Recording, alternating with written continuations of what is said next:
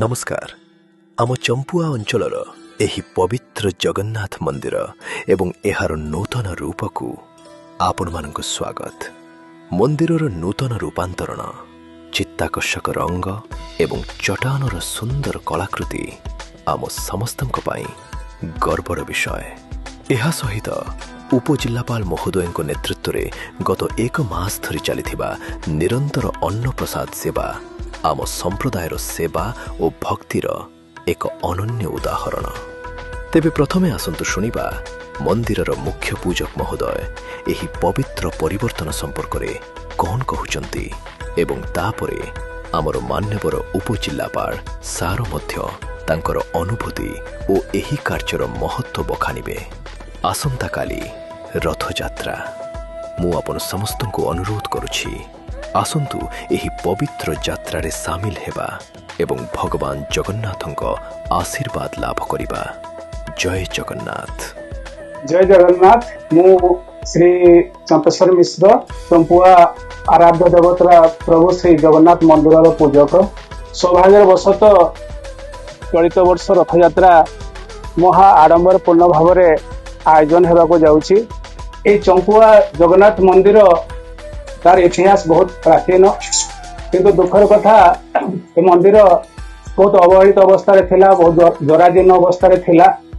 किंतु सौभाग्यवशत खुशी कथा जे वर्तमान चंपुआ उपखंड उपजिल्लापाल तथा देवतर विभाग मुख्य श्रीयुक्त उमाकांत परिडा महोदयंकर तत्वावधान रे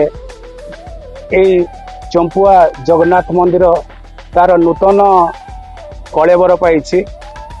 सार प्रत्यक्ष प्रचेष्टा प्रत्यक्ष तत्वावधान रे मंदिर पुनर्निर्माण कार्य द्रुत गति आगे चलछि। तेणु ए अंचल जनसाधारण जगन्नाथ प्रेमी समस्ते सार निकट में चिरकृतज्ञ। आपण माने देखुचंती मंदिर बहुत अवहेलित अवस्था थिला, किंतु सार प्रचेष्टा द्वारा ए मंदिर तार नुआ रूप पाई एवं वर्तमान मंदिर प्रांगण रे विभिन्न उन्नयनमूलक कार्य चली।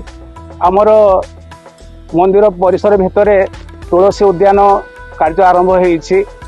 ता छड़ा मंदिर प्राचीर परिसर को आहरी प्रशस्त करा जाईछि एवं मंदिर रे आमर प्रसाद सेवन व्यवस्था मध्य आरंभ होईछि सारंकर तत्वावधान रे।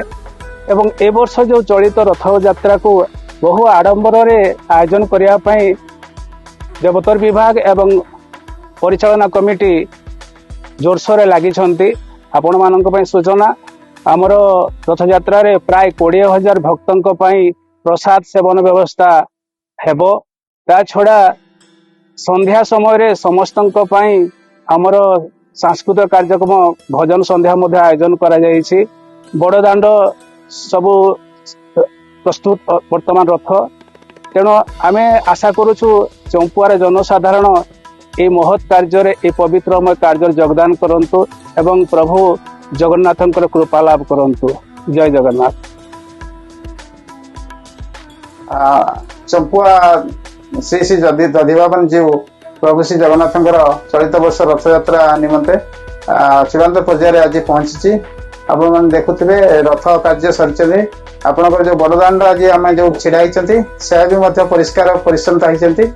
उपखंडर समस्ते एठी सहयोग कर जनसाधारण जगन्नाथ कमिटी सदस्य आप देखुचे मंदिर परिसर भितर अनेक गुड़े माने रंगोली कार्यक्रम माने मुरुज पड़ी एवं आपणकर एथर रथ यात्रा पाखापाखि आम आशा रखुचु 30 रु 35,000 लोक समागम हम भक्तर।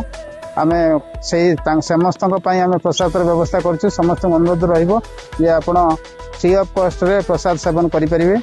आउ बाहुड़ा यात्रा से भाई प्रसाद सेवन व्यवस्था करा। सबुठ विशेष आकर्षण आमर जो बड़ नई पंचायत रे जो पड़सा रेवेन्यू विलेज अच्छी से रेवेन्यू विलेज को जगन्नाथ कमिटी तरफ देवतर विभाग तरफ गाँ टी को मामू घर आख्या दि जाइए। तेणुक से मामू घर आसवे 50-60 जन खंडे आसवे अतिथि भाव से वस्त्र व्यवस्था करा से बजार में पहुंचले संकीर्तन माध्यम ବନ୍ଦାପନା କରିକି ତାଙ୍କୁ ପାଛଟି ଅଣାଯିବ ଏବଂ ତାଙ୍କର ଗୋଡ଼ ଧୋଇକି ତାଙ୍କୁ ଶ୍ୱସନ ମାନେ ଏଠି ବସାଯିବ। ସେମାନେ ରଥଯାତ୍ରା ମାନେ ଦର୍ଶନ କରିବେ ଠାକୁରଙ୍କୁ ଏବଂ ରଥଯାତ୍ରାରେ ରଥ କାର୍ଯ୍ୟରେ ସହଯୋଗ କରିବେ। ଏମିତି ଅନେକ ଗୁଡ଼ିଏ ପ୍ରସ୍ତାବ ନିଆଯାଇଛି। ଆଉ ଆଶା କରୁଛି ଯେ ସମସ୍ତ ଭକ୍ତମାନଙ୍କୁ ନିବେଦନ ରହିବ ଯେ ଆପଣମାନେ ଆସନ୍ତୁ ଏବଂ 16 ତାରିଖ ଯେଉଁ ରଥଯାତ୍ରା ଅଛି ସେଥିରେ ଭାଗ ନିଅନ୍ତୁ। ନିଶ୍ଚିତ ଭାବରେ ପ୍ରଭୁ ଜଗନ୍ନାଥ ଆପଣଙ୍କର ମଙ୍ଗଳ କାମନା କରିବେ। ଜୟ ଜଗନ୍ନାଥ।